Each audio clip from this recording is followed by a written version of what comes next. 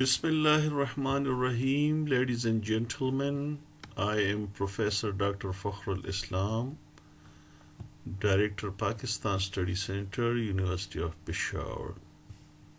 Ladies and gentlemen, this presentation is about Introduction to 1973 Constitution of Pakistan. In this brief presentation, I am going to give you a brief background, and then I will tell you that how this constitution is different from the previous constitutions of 1956 and 62. It is to be noted that the 1962 constitution was abrogated in 1969, and as a result of that abrogation, the second martial law was imposed in Pakistan. As a result of the imposition of the second martial law, the Army Chief General Muhammad Yahya Khan took over as Chief Martial Law Administrator. General Yahya Khan, before striving for giving a full constitution to Pakistan, for which elections were necessary and for which other important steps had to be taken. So for a stopgap arrangement, he promulgated the Legal Framework Order of 1970. And actually the 1970 elections were held under that LFO. Then after the debacle of East Pakistan, when Yahya Khan was removed and Zulfikar Ali Bhutto took over as civilian Chief Martial Law Administrator of Pakistan, then he promulgated another constitution which was called as the Interim Constitution of 1972. And after a few months, it was in April 1973, on 10th April, that the Assembly passed and adopted the 1973 Constitution, which was formally promulgated in Pakistan on 14 August 1973.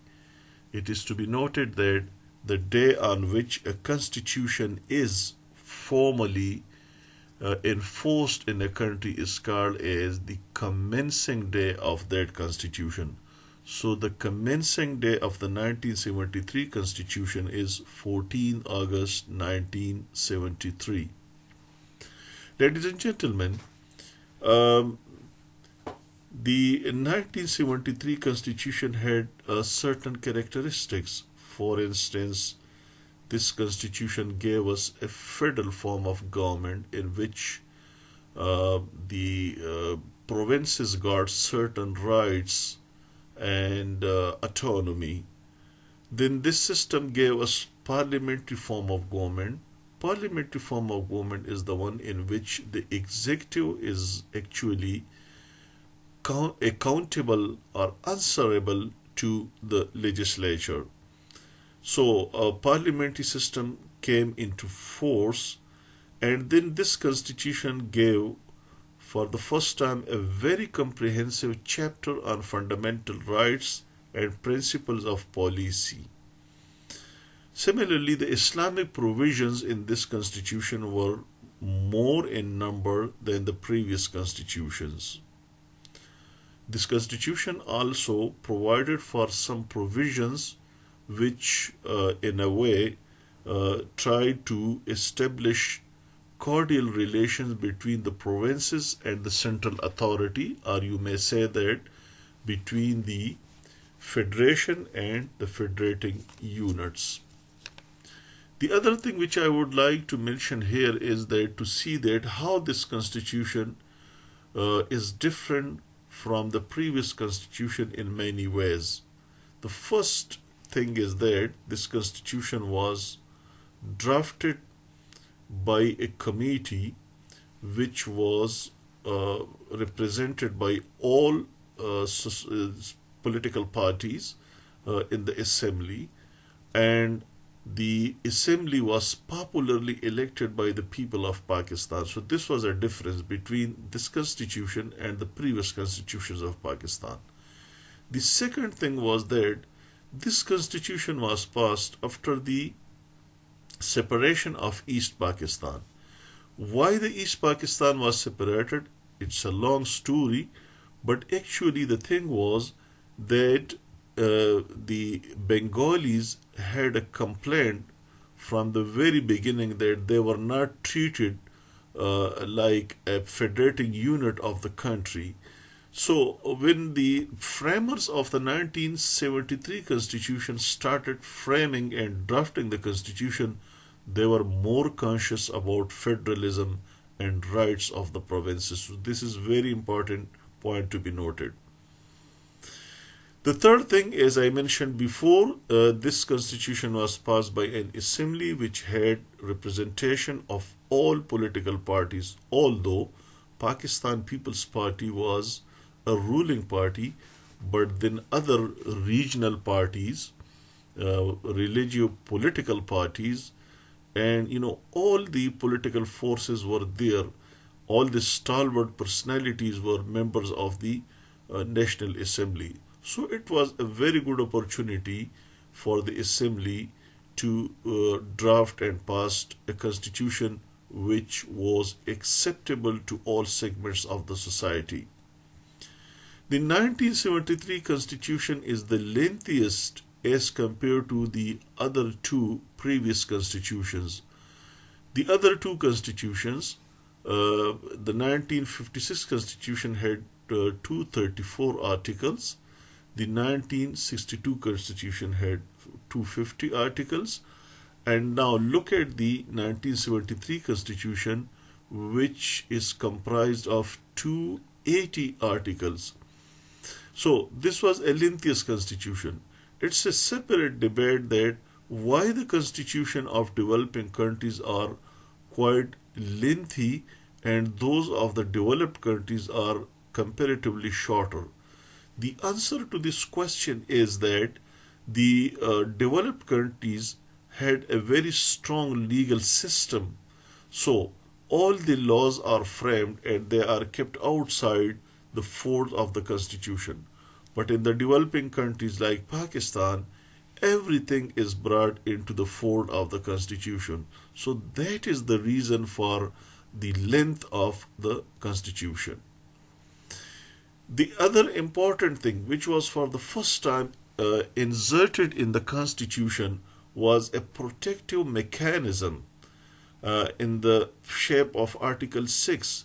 This is an article of the 1973 Constitution, which you may call as the watchdog of the Constitution, the protector of the Constitution. It says that anybody who wants to subvert the Constitution or suspends the Constitution or taking any action against the Constitution, or he or she is part of the conspiracy of all these things, they may be guilty of high treason. So this constitutional provision provided an opportunity to the 1973 Constitution to remain intact for the last so many years, so many decades. Although some people suspended this Constitution, some of them held it in abeyance, but due to this article, they could not dare to abrogate the Constitution. This is something which is quite new in the 1973 Constitution, and it was missing from the two previous Constitutions. The other thing is that in the federal form of government, in all the three constitutions, it was claimed that there was federal form of government. But unfortunately, federalism was not given a due consideration. In the 1956 as well as 62 Constitution, there was only one chamber or bicameral legislatures were there, that is the National Assembly.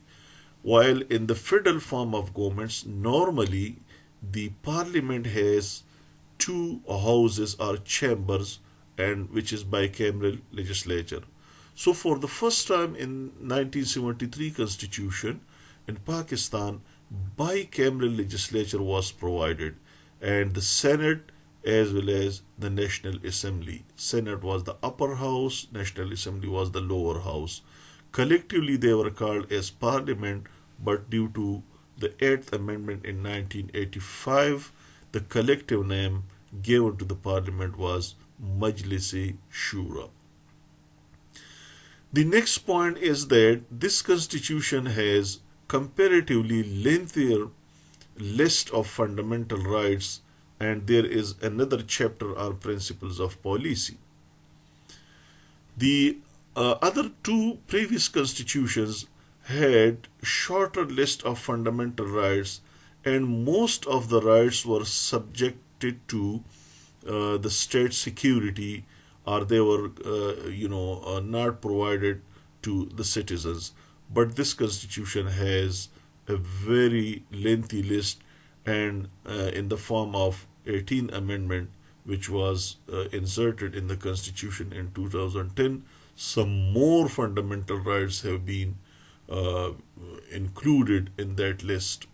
The principles of policy, which in other words is called as the state policy, contains some of the aspirations, some of very lofty principles, which although may not be implemented at once because they need time resources and financial resources, but even then that constitutional chapter is given in the constitution. The importance of this chapter is that the president of Pakistan and all the provincial governors are bound to present a report on the actions taken in accordance with the principles given in this chapter, and those reports, the one presented by the president, will be discussed in the parliament, and the other reports prepared by the governors will be discussed in the respective provincial assemblies. Another thing about the 1973 constitution is that the power of the president and the prime minister, they were swinging like a pendulum. Either they were tilted towards the president or they were tilted towards the prime minister.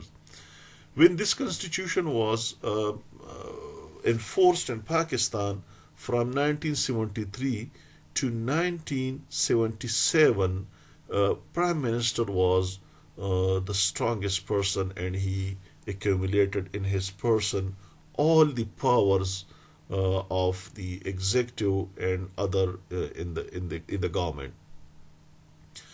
In 1977, the martial law was imposed, and General Ziaul Haq took over as Chief Martial Law Administrator, and later on he became the President of Pakistan. So he actually gave more powers to the President, and the Prime Minister became quite weak under his rule. So you may say that from 1977 till 1997, for almost 20 years, President remained the most powerful functionary of the state, and Prime Minister was just, his subordinate. But then in 1997, another amendment was incorporated in the constitution, due to which again powers came back to the Prime Minister. But that period was the shortest one. The amendment was made in 1997, but General Musharraf took over as military dictator in 1997, and once again the powers were given to the president, and Prime Minister remained a person who was not powerful as he might be in the parliamentary form of government. After Musharraf, once again the powers came back to the prime minister, and especially when the 10 the on in 2010 the 18th amendment was passed by the parliament, and that amendment is a landmark in the history of constitutional and political history of Pakistan, that it not only restored the original shape of the constitution but also provided for actual federal form of government, and the provinces were given autonomy, and the prime minister was given more powers. So this is how the powers between the president and the prime minister fluctuated from time to time. The last thing is that the dissolution of the National Assembly is also an interesting feature of the 1973 Constitution. If you just look into a brief history of this Constitution, from 1977 to 1973 to 1977, the nobody had the power to dissolve the assembly in his own discretion. Only leader of the house, that is the prime minister, could advise the president to dissolve the assembly only in the case if, in his opinion, the assembly was not in a position to run the affairs and to make legislation as per the constitution. Then the when the martial law was imposed, the first martial law after the 1973 Constitution was imposed by General Ziaul Haq. He actually incorporated an amendment which is called as the Eighth Amendment in the Constitution, and in that amendment, apart from other things, he got a power under Article 58 2b, which enabled him and empowered him to dissolve the assemblies and topple the government in power in his own discretion, simply because that if he considers that the affairs of the state are not carried out as per constitution and the assemblies are not functioning well, so he will with a single stroke of pen dissolve the assemblies and topple the government. Under this 58 2b article, so many assemblies were dissolved. The first victim of this constitutional provision was Muhammad Khan Junejo's government in 1988, who was toppled and the assembly were dissolved by General Ziaul Haq. The second one was Benazir Bhutto, whose government was toppled by Ghulam Ishaq Khan in 1990. The third one was the government of Nawaz Sharif, who was toppled in 1993. And then in 1996, once again, the Benazir Bhutto government was dissolved and the assemblies were dissolved and the government was suspended and toppled by Fakhr-ul-Islam. So this is a history of the dissolution of the assembly. But as I mentioned, that the 18th amendment incorporated in this constitution in 2010 has restored the original form of the constitution, and now no president can dissolve the assembly in his own discretion. So these are some peculiar characteristics and a brief history of the 1973 Constitution. Thank you.